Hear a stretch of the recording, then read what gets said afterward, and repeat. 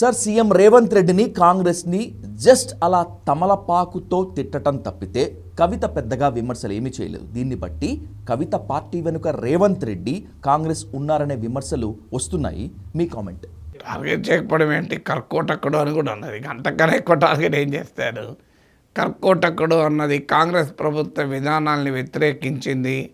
So అందువల్ల అప్పుడు ఆమె పార్టీ పెట్టడంతోనే ఇదేమి చివరి మీటింగ్ కాదు కదా, ఇదేమి ఫస్ట్ మీటింగ్, చివరి మీటింగ్ కాదు. ఇది ఒక్క మీటింగ్లోనే ఇప్పుడు ఎన్ని పార్టీలను కాంగ్రెస్ని టార్గెట్ చేసింది, బీఆర్ఎస్ని చేసింది, బీజేపీని చేసింది, తన పార్టీ లక్ష్యాలు చెప్పుకుంది, తాను ఎందుకు టీఆర్ఎస్ వదిలేసింది చెప్పింది, తనకు గత టీఆర్ఎస్ ఉద్యమంతో ఉన్న సంబంధాలు చెప్పుకున్నది, ఇవన్నీ చెప్పుకున్నది. ఎన్నో చెప్తుంది ఒక స్పీచ్లో.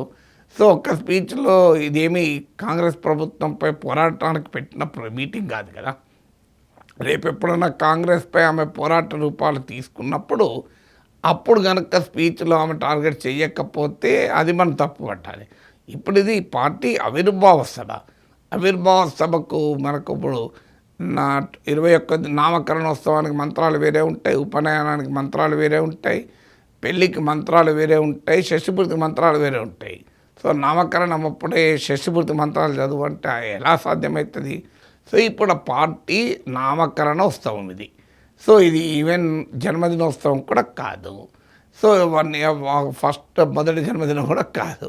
నామకరణోత్సవంలో అవి ఏం చేయాలంటే ఆమె సొంత పార్టీ గురించి, వాని విధి విధానాల గురించి, పార్టీ ఎజెండా గురించి, పార్టీ ఎందుకు పెట్టాల్సి వచ్చింది, ఇతర పార్టీలు తనకున్న డిఫరెన్స్ ఏంది, అవి చెప్పుకునే వరకే సమయం అయిపోయింది కదా. అందువల్ల అలా కాంగ్రెస్ని టార్గెట్ చేయలేదని కంక్లూజన్కి వచ్చి, టార్గెట్ చేయలేదు కనుక కాంగ్రెస్ ఆమె వెనకాల ఉన్నారు అని మనకు కంక్లూజన్ రాలేము. అందువల్ల ముఖ్యమంత్రి కర్కోటకుడు అని మాట్లాడారు. కాంగ్రెస్ పార్టీని విమర్శించే స్థాయిలో విమర్శించారు కదా.